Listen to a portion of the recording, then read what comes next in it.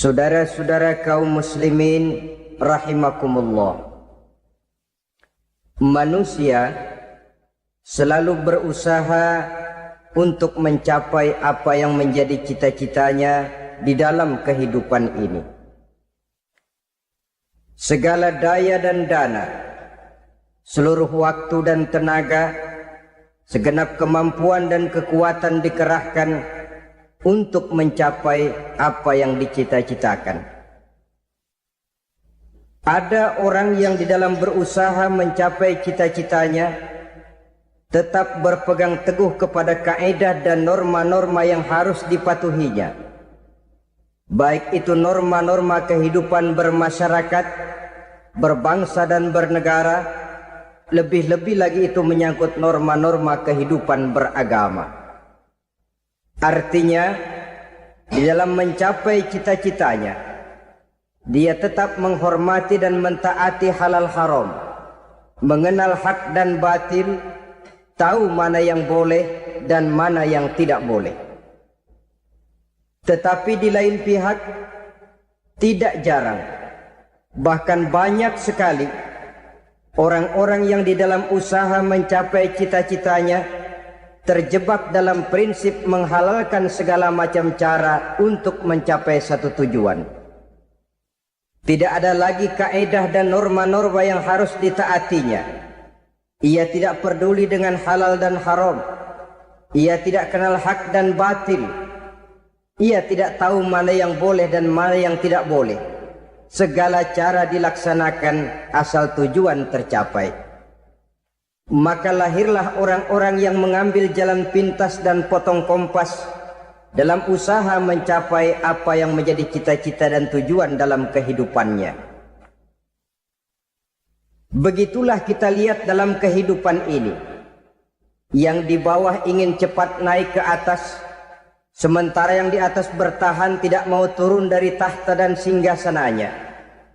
Maka terjadilah benturan-benturan nilai dan kepentingan. Terbentuklah klik, klan, grup, dan sindikat-sindikat yang menyerupai mafia, di mana nilai objektivitas sudah sangat sulit ditemukan. Yang celakanya lagi, lahirlah budaya jilat-menjilat, upeti, dan lain sebagainya, asal tujuan bisa tercapai. Sementara itu yang miskin ingin cepat menjadi kaya, sedang yang kaya ingin menjadi lebih kaya lagi. Kalau boleh tidak hanya sekedar dia saja yang kaya, anaknya harus kaya, cucunya tidak boleh miskin dan kere, bahkan cucu daripada cucunya pun harus jadi orang-orang kaya. Ini keinginan yang wajar. Setiap orang tua tentu tidak ingin meninggalkan anak cucunya dalam keadaan miskin dan terlunta-lunta. Yang tidak wajar kalau keinginan itu membuat orang lalu menghalalkan segala macam cara, menyalahgunakan fasilitas yang dimilikinya, apalagi kalau dia berada dalam satu posisi di mana seharusnya dia memberikan contoh dan keteladanan. Maka akibatnya timbullah krisis wibawa, yang dari krisis wibawa ini mengendorlah disiplin.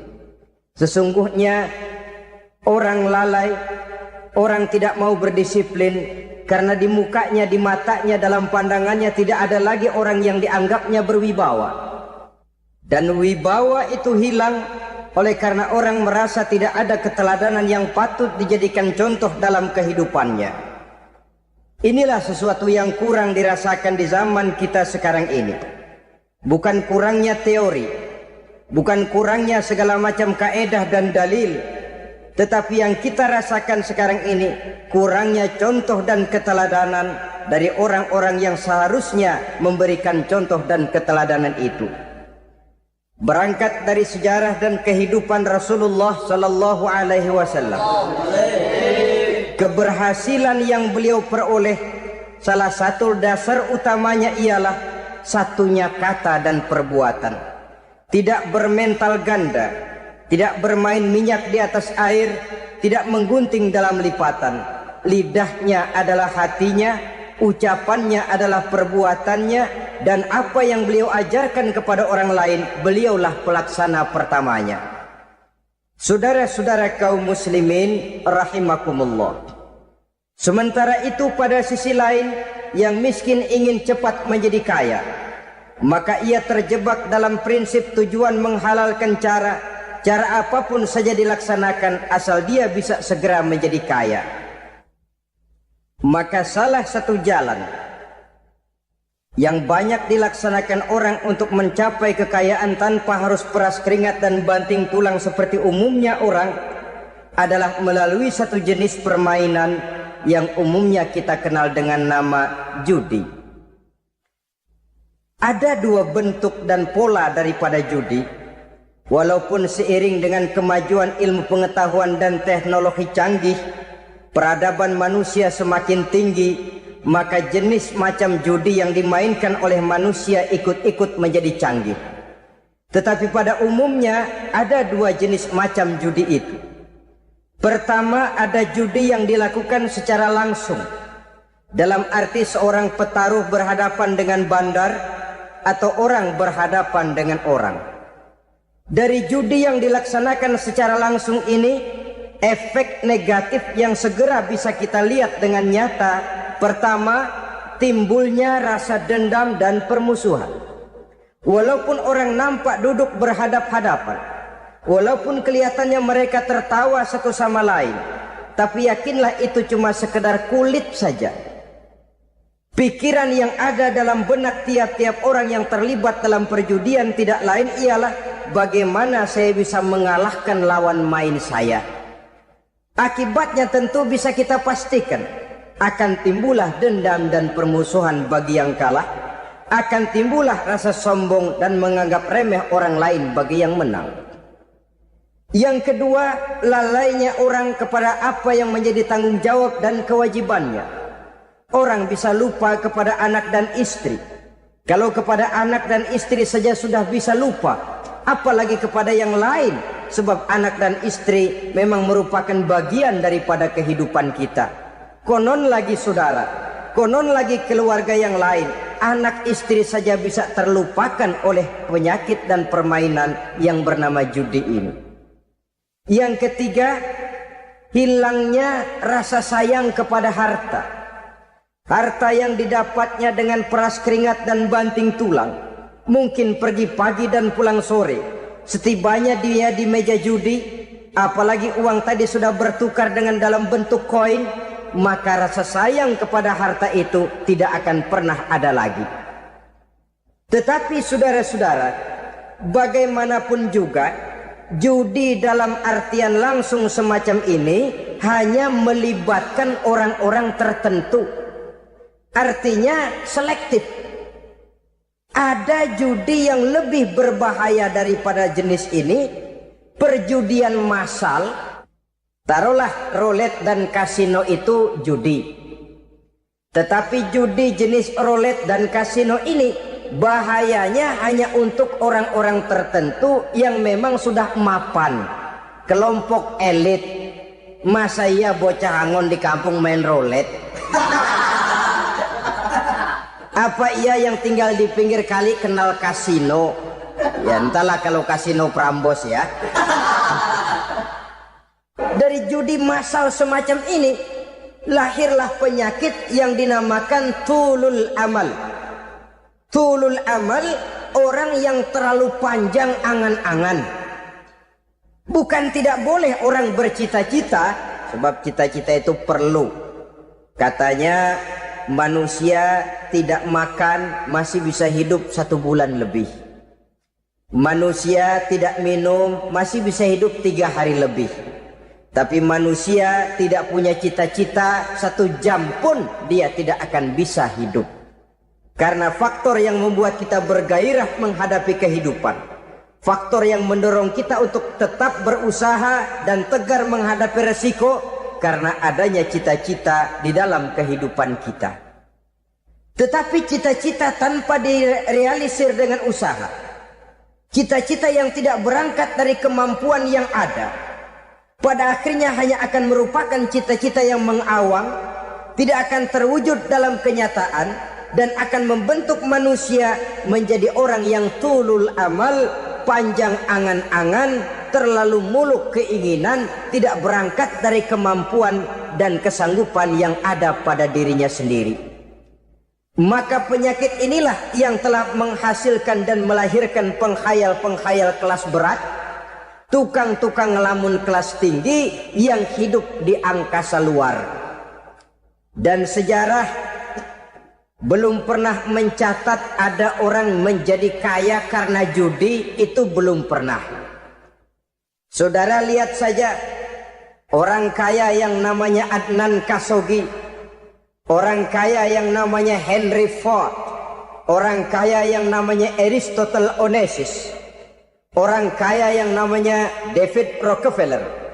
Itu seluruhnya menjadi kaya bukan karena mereka terlibat dalam perjudian, tapi karena kerja keras, peras keringat, banting tulang.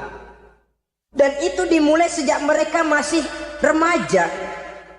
Sehingga memang ada pepatah, ini baik sekali saya kira. Berpikirlah kamu di waktu pagi, bekerjalah kamu di waktu siang, makanlah di waktu sore, dan tidurlah di waktu malam. Berpikir di waktu pagi artinya belajar di kala muda. Bekerjalah di waktu siang artinya amalkan ilmu itu kalau sudah dewasa. Makanlah di waktu sore, hari tua nanti tinggal menikmati hasilnya. Tidurlah di waktu malam, maksudnya kalau mati, matilah dengan tenang. Logikanya berkaitan. Kalau pagi kita tidak mau berpikir, nanti siang kita tidak akan bisa bekerja. Kalau siang kita tidak mau bekerja, nanti sore makan apa? Kalau sore kita tidak makan, alamat malam tidak bisa tidur. Itu logika. Kalau di kala remaja dan muda kita hanya santai saja, maka hari dewasa kita akan menghadapi hidup ini dengan penuh kebingungan. Kalau hari dewasa penuh dengan kebingungan, alamat hari tua terlunta-lunta. Kalau hari tua terlunta-lunta, kita tidak akan bisa mati dengan tenang meninggalkan alam fana ini. Saudara-saudara kaum muslimin rahimakumullah. Sehingga ada pepatah mengatakan, many a great man start as a newspaper boy, katanya. Banyak orang besar yang mulai pekerjaannya dengan menjual koran. Artinya berangkat dari A. Banyak pengusaha mobil yang memulai pekerjaannya dari tukang cuci mobil, tapi lalu bertahap dan tegar menghadapi kenyataan, sehingga proses demi proses dia hadapi dengan tegar, dengan tabah, dengan sabar, dengan ulet, sampai kepada membuahkan hasil. Kita ingin pintas, kayaknya mau, usahanya tidak mau. Senengnya mau, peras keringatnya tidak mau. Ini tentunya akan melahirkan kontradiksi di dalam kehidupan. Maka dari jenis perjudian massal semacam ini, lahirlah penyakit tulul amal, panjang angan-angan, terlalu muluk cita-cita. Bayangkan saja, kalau ini terjadi secara massal, menimpa nasib rakyat kita di pedesaan yang jauh dari keramaian. Tiap hari mereka didina-bobokkan oleh gambaran tentang akan diperolehnya uang dalam jumlah yang banyak, dengan angka nol yang berentet. Tiap hari mereka melihat angka-angka itu. Mereka lambat laun akan terseret dalam arus tulul amal ini. Panjang angan-angan, muluk cita-cita, hanya dengan mengandalkan meja perjudian. Akibatnya timbul penyakit yang kedua, yang ketiga, yaitu malas berusaha. Orang kalau sudah terlalu asik berkhayal, menghitung bintang di langit, malas berusaha. Kalau ada temannya kerja jadi buruh kasar, bawa hasil yang merupakan jerih payah dan peras keringat dia, satu minggu bergaji 10-15 ribu, diketawain. Apaan gaji lu 10 ribu 15 ribu, entar gua nih kalau ketembus. 100 juta entar. Yang 10.000 dan 15.000 keringat orang itu dihina, itu dicela. Tetapi dia selalu menghitung, entar nih gua. Entarnya wallahu a'lam. Saudara hadirin yang saya muliakan, timbullah sikap malas. Padahal di tengah negara sedang membangun di berbagai bidang kehidupan. Maka sifat malas ini merupakan musuh kita. Baik mengejar kemiskinan, baik mengejar kebodohan dan keterbelakangan kita di sektor-sektor lainnya. Alangkah akan terganggunya roda pembangunan di negara kita ini jikalau sebagian besar rakyat dihinggapi oleh penyakit malas, yang malas ini dilatar belakangi oleh penyakit tulul amal, terlalu muluk angan-angan, yang angan-angan ini dininabobokan oleh keinginan untuk mendapatkan untung yang besar tanpa peras keringat dan banting tulang. Sasaran yang lebih jauh, dan ini yang paling kita khawatirkan, hancurnya kubu-kubu pertahanan moral daripada bangsa kita. Kita sependapat bahwa lebih penting daripada membangun jembatan adalah membangun manusia yang membangun jembatan. Bahwa lebih penting daripada mengaspal jalan raya adalah membangun mental manusia yang melaksanakan pengaspalan itu. Dengan kata lain, membangun dan mempersiapkan manusia pembangunan. Tanpa itu, maka saya merasa khawatir kalau nanti kita tidak akan sampai kepada target yang kita harapkan oleh karena kandas di tengah jalan. Saudara-saudara kaum muslimin rahimakumullah, Islam sebagai agama yang mengajarkan manusia untuk berusaha dan mengeluarkan segala kemampuan untuk melaksanakan segala usahanya itu, sangat membenci sifat malas, sangat membenci sifat tulul amal atau panjang angan-angan. Dan oleh karena judi melahirkan dua sifat itu, Islam sangat menganjurkan pengikutnya untuk menjauhi segala macam jenis perjudian, baik yang terang-terangan maupun yang dilakukan secara samar-samar, tidak ketara, judi canggih sesuai dengan canggihnya teknologi daripada manusia itu sendiri. Ini adalah penyakit yang meracuni masyarakat manusia dari sejak berpribadi, bertetangga, berumah tangga, sampai kepada berbangsa dan bernegara. Dan kasus-kasus yang timbul sudah cukup banyak, yang tidak mungkin lagi kita katakan hanya sekedar bersifat kasuistis, bersifat kasus-kasus kecil saja. Sebelum riaknya naik ke permukaan, marilah kita membuat benteng untuk masing-masing pribadi muslim memelihara dan menjaga diri jangan terseret dalam permainan yang bernama judi, apapun bentuknya, bagaimanapun cara dan ragamnya. Karena jelas bahayanya lebih besar daripada manfaatnya. Taruhlah kita barangkali kemarin-marin hanyut dalam arus perjudian, tetapi hendaknya kita bisa mengambil pelajaran bahwa seorang mukmin adalah seorang yang apabila dia melakukan kesalahan, dia segera sadar, dijadikannya pelajaran untuk tidak diulanginya lagi pada masa-masa yang akan datang. Dengan sikap semacam itu, kita tidak lagi akan mengulangi kesalahan-kesalahan lama, dan grafik kehidupan kita dari hari ke hari akan makin menunjukkan hal-hal yang baik dan positif adanya. Saudara-saudara kaum muslimin rahimakumullah, kalau ABRI masuk desa, rakyat beruntung. Kalau jaksa masuk desa, rakyat bahagia. Kalau koran masuk desa, rakyat ikut jadi cerdas. Tapi kalau judi masuk desa, rakyat kiamat. Pembangunan akan terbengkalai, roda perekonomian akan lesu. Karena mestinya orang membelanjakan uang untuk sesuatu yang dia perlukan, akhirnya dia belanjakan untuk sesuatu yang dia tidak perlukan, karena gambaran, khayalan akan mendapat keuntungan yang jauh lebih besar lagi. Padahal istilah orang-orang tua kita dulu, lebih baik makan singkong betulan daripada makan roti ngimpi.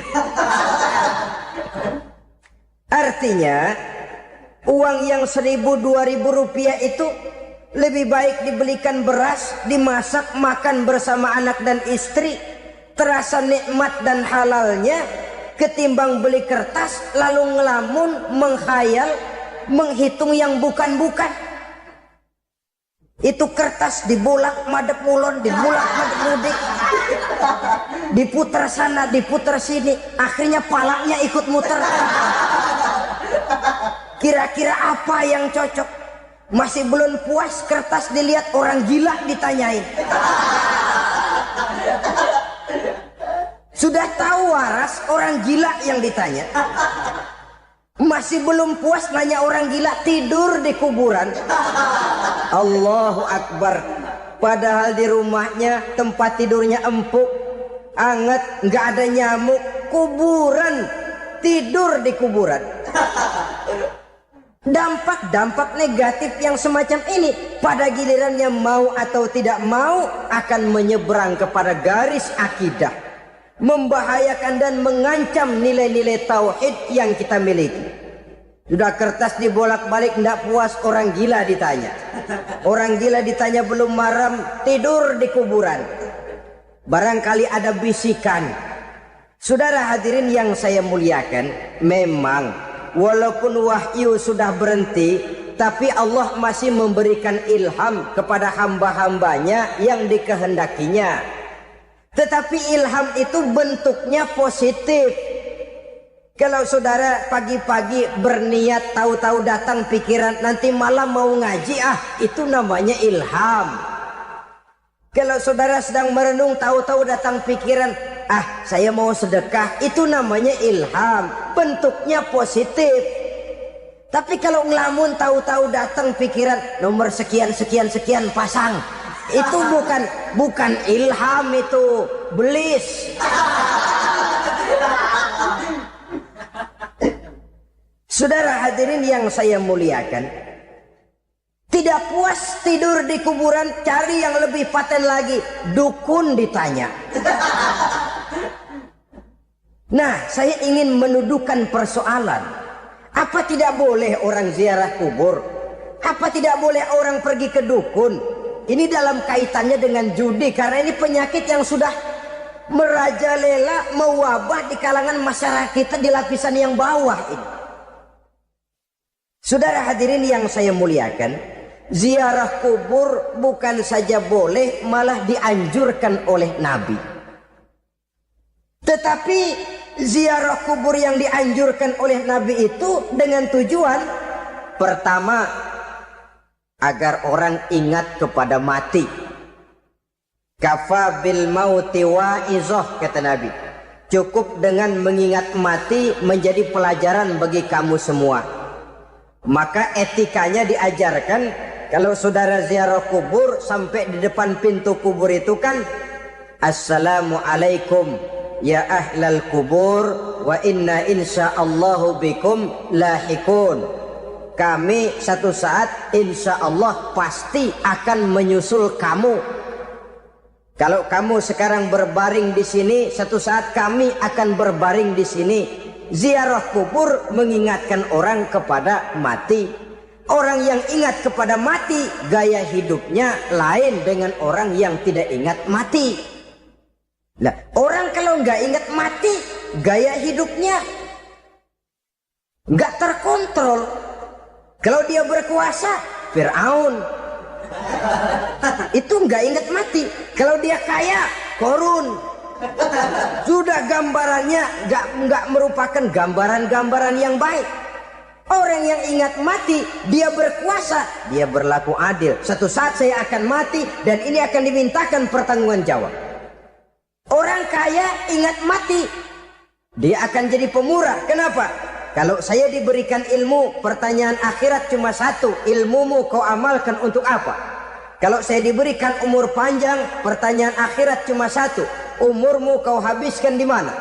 Tapi jikalau saya diberikan harta, pertanyaan akhirat ada dua. hartamu kau dapat dari mana, kau belanjakan kemana. Depannya ditanya, belakangnya ditanya. Dapat dari mana, dibelanjain kemana.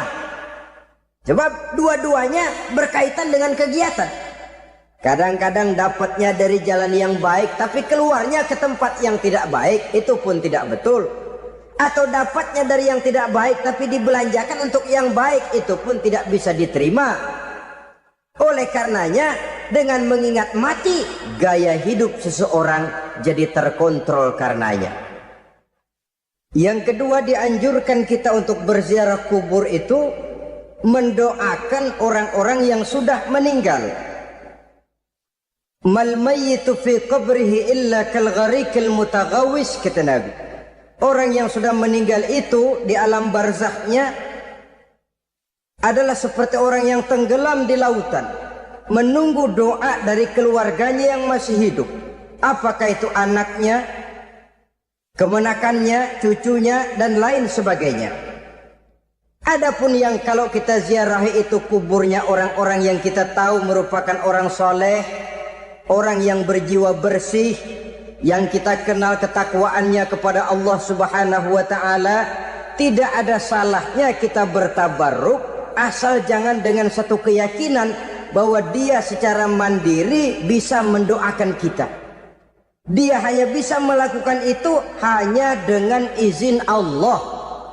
Nah, umumnya orang kalau sudah ziarah ke kubur-kubur keramat itu Allahnya kelupaan. Itu yang dikhawatirkan merusak dan mengganggu akidah. Sehingga di awal-awal perkembangan Islam, Nabi pernah melarang orang ziarah kubur itu. Ini bisa kita simak dari hadis, kuntu nahaitukum an ziyaratil qabri fazuruha. Dahulu aku pernah melarang kamu untuk ziarah kubur. Adapun sekarang kalau mau ziarah, ziarahlah kamu. Kata-kata dulu aku pernah melarang kamu itu menggambarkan bahwa pada permulaan perkembangan Islam, nilai keimanan para sahabat masih rapuh, masih lemah, masih memerlukan pembinaan.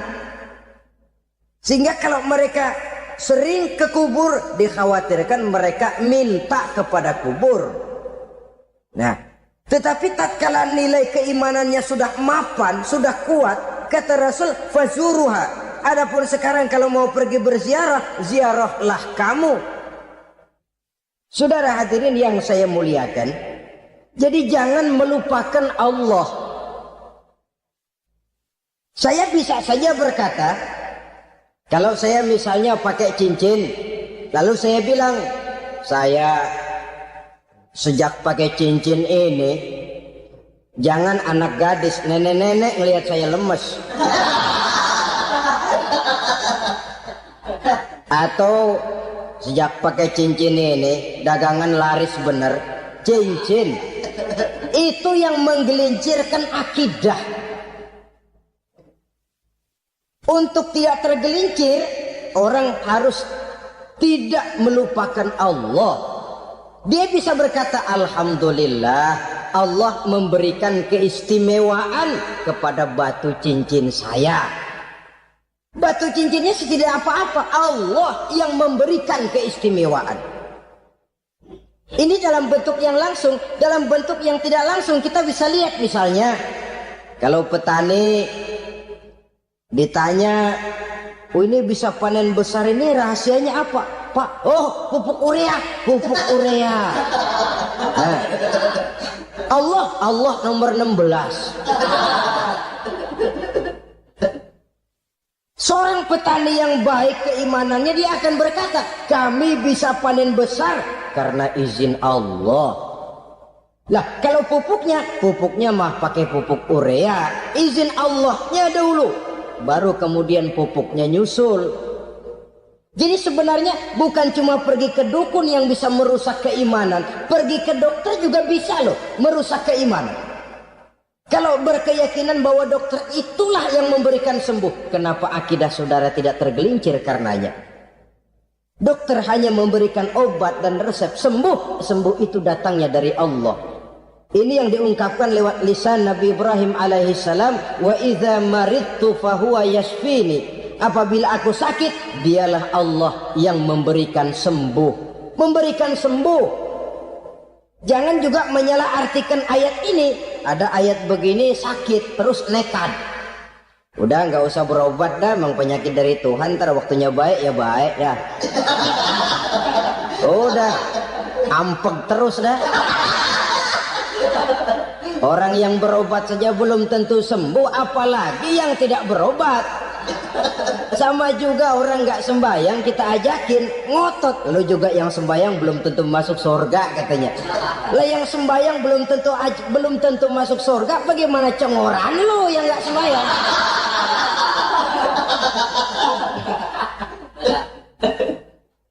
Saudara hadirin yang saya muliakan, kaum muslimin yang berbahagia. Jadi dengan demikian, maka jangan menghilangkan Allah. Kita, ajaran pokok dalam Islam adalah ajaran tentang tauhid. Nah, tauhid ini menyangkut mengesahkan Allah, baik di dalam zatnya, baik di dalam sifatnya, baik di dalam perbuatannya, baik di dalam beribadah kepadanya. Tauhid dalam ibadah itu ada.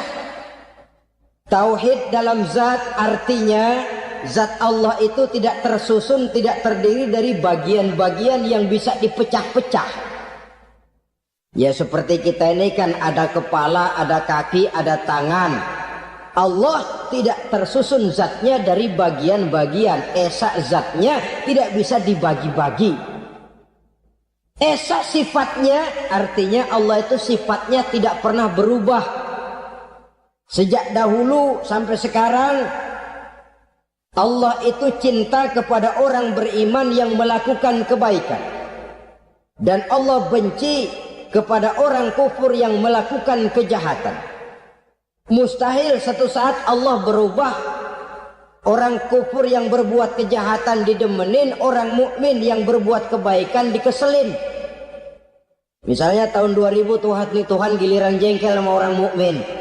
Itu mustahil, dia esa di dalam sifatnya.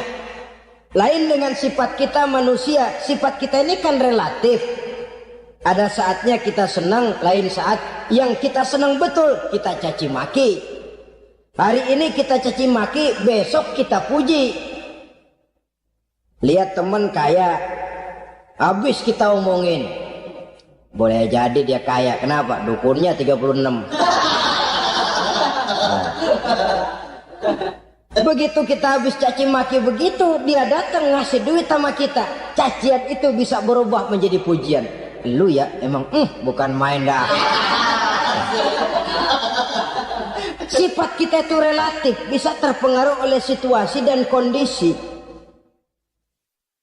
Saudara hadirin yang saya hormati, kaum muslimin yang berbahagia, Allah juga esa di dalam perbuatannya. Artinya di dalam menciptakan apapun yang akan diciptakan oleh Allah, di dalam melakukan apapun yang akan dilakukan oleh Allah, tidak terikat kepada faktor lain, tidak memerlukan bantuan lain. Dia adalah mutlak. Nah, kemudian kita mengesahkan Allah dalam zatnya, mengesahkan Allah dalam sifatnya, mengesahkan Allah dalam perbuatannya. Belum tentu berarti kita mengesahkan Allah dalam ibadahnya. Sebab banyak orang yang yakin betul Allah itu esa, teguh dengan pendiriannya. Tuhan lu siapa? Allah. Allah bagaimana? Esa. Bagaimana kalau dua? Kagak. Tiga? Enggak. Mantap. Soal tahlil paten. Tapi dalam ibadah kadang-kadang dia tidak mentauhidkan Allah. Ini makna wa ma umiru illa liya'budullaha mukhlisin. Kami tidak memerintahkan kepadamu kecuali untuk beribadah kepadaku, kata Allah, dengan ikhlas. Beribadah kepada Allah dengan ikhlas itu artinya apa? Beribadah hanya untuk Allah saja. Nah, kalau hanya untuk Allah saja, lalu kita minta berdoa di depan kuburan orang yang soleh, apa syirik? Tidak syirik. Kalau kita berkeyakinan bahwa orang tempat kita memanjatkan doa itu hanya bisa mendoakan kita dengan izin Allah. Dia sendiri tidak punya kekuasaan apa-apa. Tanpa izin Allah dia tidak bisa berbuat apa-apa. Itu tidak menyebabkan orang menjadi syirik. Sama saja dengan kalau saya berkata tadi, alhamdulillah Allah telah memberikan keistimewaan kepada batu cincin saya. Apa salahnya Allah memberikan keistimewaan kepada benda-benda mati? Allah memberikan keistimewaan kepada Hajar Aswad, benda mati. Allah memberikan keistimewaan kepada Masjidil Haram, benda mati. Allah memberikan keistimewaan kepada Ka'bah, benda mati. Orang tawaf keliling Ka'bah, sembahyang di Masjidil Haram, sujud menghadap kepada Ka'bah. Apakah jadi syirik? Tidak. Kita tidak menyembah Ka'bahnya, kita menyembah yang punya Ka'bah itu. Nah, di sini kita lihat bahwa fungsi Ka'bah hanya merupakan wasilah.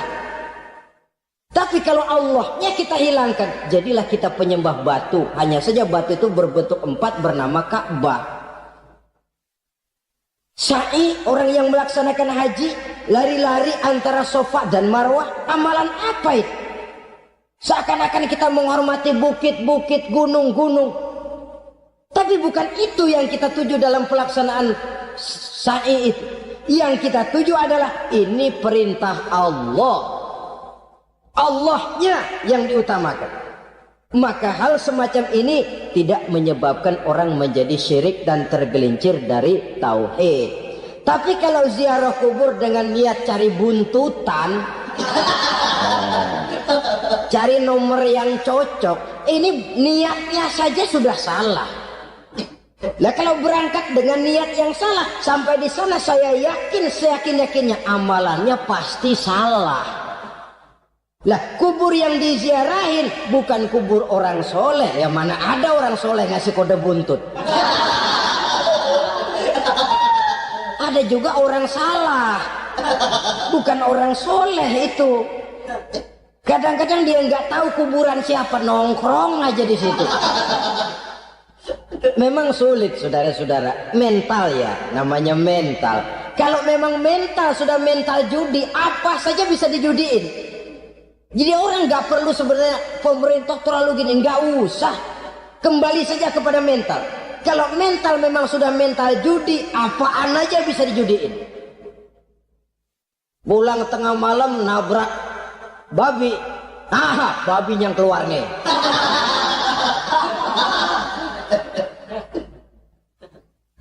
Mobil lewat nomornya bisa dijudiin. Bajai lewat bajai bisa dijudiin. Mental. Kalau memang mental sudah mental judi, apapun saja bisa dijudikan. Saudara hadirin yang saya muliakan, lalu bagaimana dengan dukun?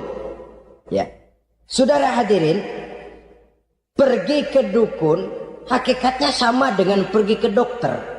Orang berusaha melaksanakan yang namanya syariat, hakikatnya kembalikan kepada Allah. Syariatnya kita laksanakan. Tetapi, nah ini tetapi, yang pertama saudara harus tahu betul dukunnya itu bayang apa enggak, agamanya kuat apa enggak. Sebab ya tentu tidak ada dukun yang jelek, karena pada umumnya penyakit dukun itu kan nyohor, iklan lewat koleha-kolehanya. Kita bisul kecil datang, kata dukun, ini si kecil kemarin bisul kayak kelapa 5 menit baik. 5 menit padahal kemarin kagak ada yang datang. Diolah sedemikian rupa supaya orang mantap. Jadi jangan asal sembarangan. Kadang-kadang lihat potongan dukunnya aja kita ngeri. Mukanya sudah kremot, nggak pernah tersentuh air wudhu. Jangankan air wudhu, mandi aja jarang. Yang kayak begini yang dipegang mati-matian, yang dipercayai habis-habisan, akan kita kemanakan tauhid kita ini? Apalagi kalau perginya sudah dengan niat mencari nomor yang jitu. Itu saya katakan lagi tadi, berangkat saja sudah dengan niat yang salah. Orang berusaha silahkan, Sama juga kita ke dokter. Oleh dokter kan setelah diperiksa penyakit kita, lalu dianalisa, oh ini penyakitnya ini. Kemudian diberikan obat. Lah, obat itu kan tentu ada aturan minumnya tuh. Yang kapsul ini sehari 3 kali, yang tablet ini sehari 2 kali. Kalau kita minumnya kelebihan, overdosis namanya. Saking pengen cepet baik, sekali minum 10 tablet. Ya memang nggak sakit-sakit lagi, tapi nggak hidup sudah. Habis. Kita pun dalam melaksanakan amalan hidup beragama begitu. Saudara datang kepada kiai, orang-orang soleh, meminta amalan, wiridan, itu jangan sampai overdosis. Tidak sesuai dengan kemampuan pribadi. Masih SD sudah minta matematika kelas SMP, celeng. Baru SMP sudah minta diajarkan filsafat kelas perguruan tinggi, semaput. Kenapa? Daya tampungnya nggak kuat. Emang ukuran secangkir, minta di sini seember, ya luber. Lebihnya nggak cukup. Kenapa? Yang diberikan, yang diamalkan tidak sesuai dengan makomnya, tidak sesuai dengan kemampuan yang ada pada dirinya. Saudara hadirin yang saya muliakan, akhirnya apa? Mencelakakan dirinya sendiri, ngawur. Baru sembahyang seminggu udah ngaku ketemu malaikat. Sembahyang ditemenin malaikat lah, sembahyang baru seminggu mulai. Tuh malaikat iseng amat. Ya walaupun kalau Allah izinkan tidak mustahil, tapi kan tidak logik. Orang yang melaksanakan ibadah puluhan tahun memerlukan riyadhah dan latihan, khusyuk dan tawadhu, penuh tazallul, merendahkan diri di hadapan Allah, belum tentu mendapat karunia yang semacam itu. Saudara hadirin yang saya muliakan, jadi dengan kata lain, yang pertama, lihatlah dulu kualitas dukun yang akan saudara datangi itu. Ini kualitas black apa kualitas white, aspal apa cat putih, sehingga jangan sampai kita salah pilih. Sebab biasanya orang kalau sudah hanyut di kali, rumput pun dia pegangin. Dia tahu kalau rumput tidak akan bisa menahan bobot badannya, tapi karena posisinya posisi terjepit, rumput pun dia pegang. Ini satu gambaran psikologis betapa orang dalam keadaan panik, kepepet, kejepit, yang tidak mestinya dipegang pun akan dipegangnya juga. Walaupun dia tahu itu tidak akan bisa menahan bobot badannya, namun dipegangnya juga. Oleh karenanya, yang pertama, lihat dulu kualitas dukunnya. Yang kedua, saudara-saudara, jangan berkeyakinan bahwa dukun itulah yang memberikan permintaan saudara. Si dukun hanya bisa dengan izin Allah. Nah ini kuncinya. Kalau izin Allahnya dihilangkan, dan ini yang jarang. Biasanya kalau kita diajak ke dukun, di sono aja paten banget. Abah ano, abah ini, abah ano, abah. Lah, lalu pikiran kita kan terfokus. Dikala itulah kita mulai menyampingkan Allah. Di situ yang dikhawatirkan nilai tauhid kita jadi tergoyah karenanya. Bahwa orang yang kita datangi, yang kita kenal kesolehan dan ketakwaannya, hanya bisa memberikan pertolongan dengan izin Allah. Dengan izin Allah dia doakan kita dan doanya kabul. Dengan izin Allah dia penuhi hajat kita dan hajat kita jadi terlaksana, jadi kenyataan dengan izin Allah. Sebab Allah itu memberikan keistimewaan. Ada waktu istimewa, ada tempat istimewa, ada jam istimewa. Kenapa sih sedekah hari Jumat dengan sedekah hari Kamis pahalanya kok lebih besar hari Jumat? Karena itu waktu istimewa. Kenapa untuk sembahyang sunnah dianjurkan sepertiga malam yang terakhir? Karena itu waktu istimewa. Kenapa doa di Multazam, di dekat Hajar Aswad, di Hijr Ismail, di Raudhah dikabulkan Allah? Karena itu tempat istimewa. Memang kadang-kadang ada orang berkata, kalau mau berdoa kenapa mesti di kuburan wali? Di rumah juga berdoa, Tuhan dengar. Betul, Tuhan dengar, bahkan tidak berdoa pun Allah tahu isi hati kita. Tapi soal dikabulkan atau tidak, itu hak Allah. Dan Allah memberikan fasilitas kepada tempat-tempat tertentu dan istimewa. Dan itu diajarkan oleh Nabi. Di Raudhah perbanyak doa. Kenapa? Itu tempat yang mustajabah. Artinya Allah memberikan keistimewaan kepada tempat-tempat tertentu. Dalam konteksnya dengan ini, makom para aulia, para wali, para ulama soleh, tidak ada salahnya kita berdoa di sana, bertawassul. Bukan meminta kepada si kiai, bukan meminta kepada si ulama, bukan meminta kepada si wali, meminta kepada Allah melalui tempat yang orangnya kita yakin dekat dengan Allah. Walaupun Allah tidak memerlukan perantara, itu jelas. Allah tidak memerlukan calo, memang. Tapi Allah menyediakan waktu dan tempat-tempat istimewa, itu harus kita manfaatkan untuk mendekatkan diri dan berdoa kepadanya. Saudara-saudara kaum muslimin rahimakumullah, saya kembali dalam konteksnya dengan dukun yang akhir-akhir ini jadi populer karena merajalelanya judi sampai kepada desa-desa, pedesaan-pedesaan terpencil, yang akibatnya menjauhkan orang dari nilai tauhid. Padahal benar kalau orang berkata kadzabal munajjimun walau sodaku, tukang-tukang ramal itu bohong walaupun benar. Kalaupun betul, kebetulan. Itu maksudnya bohong walaupun betul. Betulnya betul kebetulan. Maka para remaja itu biasanya gemar kepada membaca bintang Anda minggu ini, kan begitu toh? Nah, apa Aries, apa Virgo, apa Leo dan sebagainya, dan itu memang menarik untuk dibaca. Rezeki sebelah kulon, asmara anget. Saudara hadirin, hal yang semacam ini boleh saja untuk dibaca, tapi tidak untuk diyakini kebenarannya.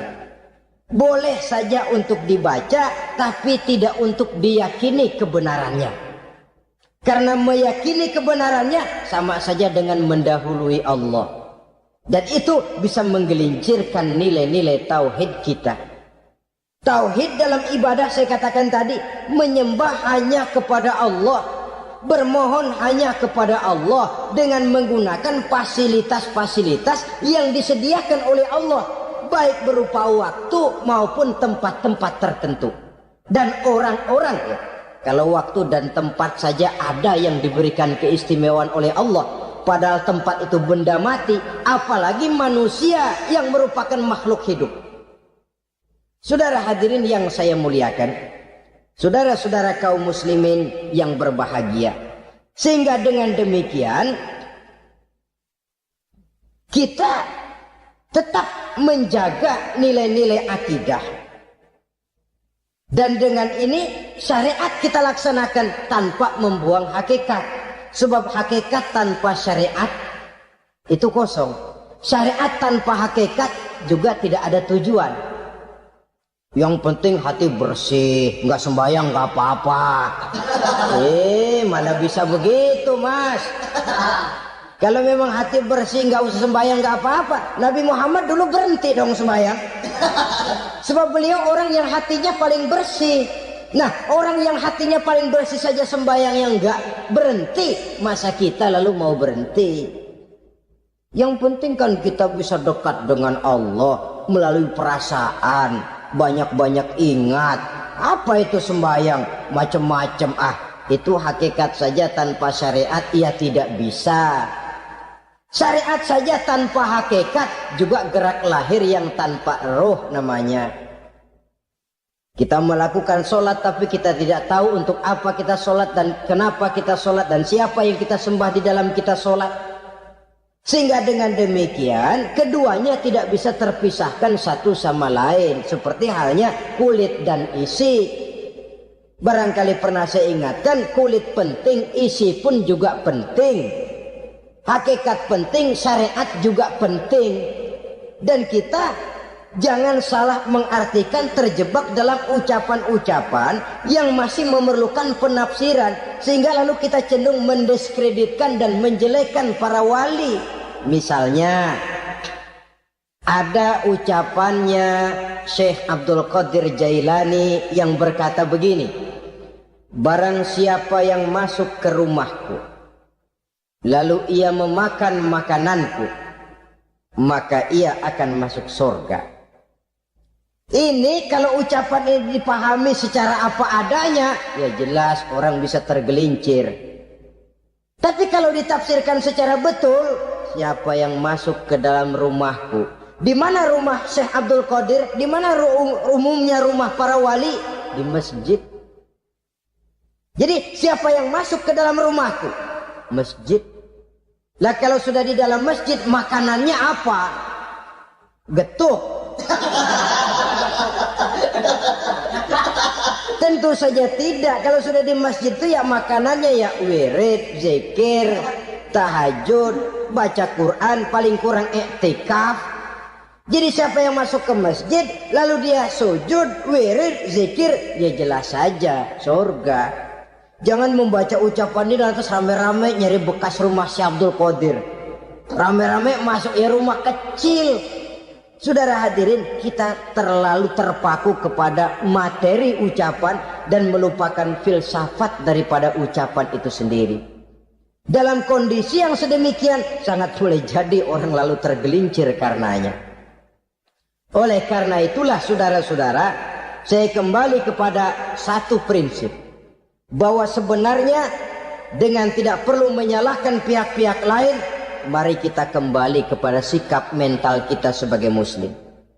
Kalau mental memang sudah mental penjudi, apapun bisa dijudikan. Tapi kalau mental itu tidak ada, walaupun di kiri kanan dan depan belakang banyak dibuka tempat-tempat perjudian, saya yakin kita akan mampu menahan dan menjaga diri. Sikap mental inilah yang memerlukan pembinaan dari kita semua. Sehingga dengan demikian kita akan menjadi pribadi-pribadi yang bisa bertahan dari segala gempuran-gempuran yang datang dari luar karena adanya prinsip ketahanan mental itu tadi. Sekali lagi saya ingatkan bahwa judi selamanya tidak akan pernah mendatangkan kebahagiaan. Judi tidak akan membuat orang menjadi kaya. Judi tidak akan membuat orang makin akrab, berteman dan bersaudara. Yang jelas, judi melahirkan permusuhan dan dendam, membangkitkan rasa malas, memuluhkan angan-angan tanpa mau peras keringat dan banting tulang, melalaikan orang dari tanggung jawab dan kewajibannya, membuat ia lupa kepada anak, istri dan seluruh keluarganya, dan pada akhirnya dia akan terjebak dalam satu permainan yang makin menjauhkan dia dari proses kesadarannya sebagai manusia. Sebagai uraian penutup, marilah kita renungi firman Allah dalam Al-Baqarah ayat 208. A'udzubillahi minasyaitonir rajim. Ya ayyuhalladzina amanu dukhulu fis silmi kafah wa la tattabi'u khutuwatis syaitan innahu lakum aduwwum mubin. Hai orang-orang yang beriman, masuklah kamu ke dalam keselamatan. Masuklah kamu ke dalam Islam secara keseluruhan. Jangan kamu mengikuti jejak-jejak setan, karena setan adalah musuhmu yang nyata dan jelas. Judi termasuk jejak-jejak yang ditinggalkan oleh setan untuk diikuti oleh kita agar kita mendapatkan kesengsaraan baik di dunia, lebih-lebih di akhirat nanti. Semoga Allah selamatkan kita, Allah selamatkan seluruh bangsa kita dari penyakit-penyakit judi yang melahirkan efek-efek negatif dalam kehidupan. Terima kasih atas perhatian saudara. Mohon maaf atas segala kekurangan. Usikum wa nafsi bitaqwallah. Wassalamualaikum warahmatullahi.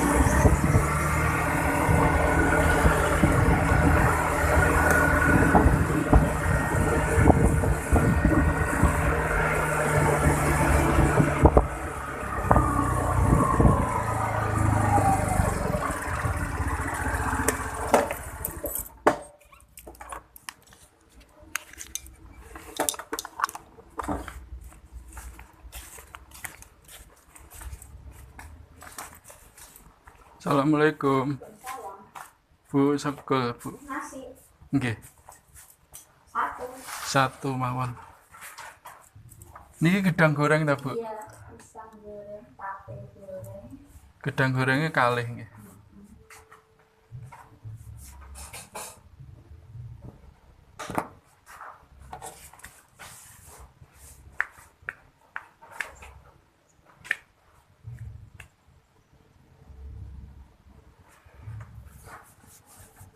Tutupnya jam pinten, Bu?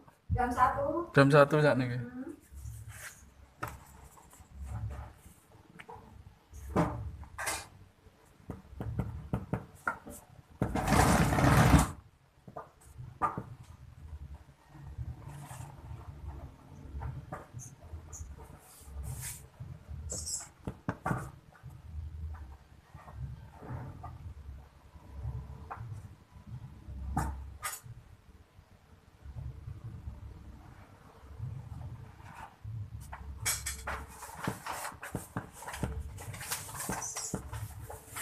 Pinten, Bu? Iya, kan. Gedang 12. ini.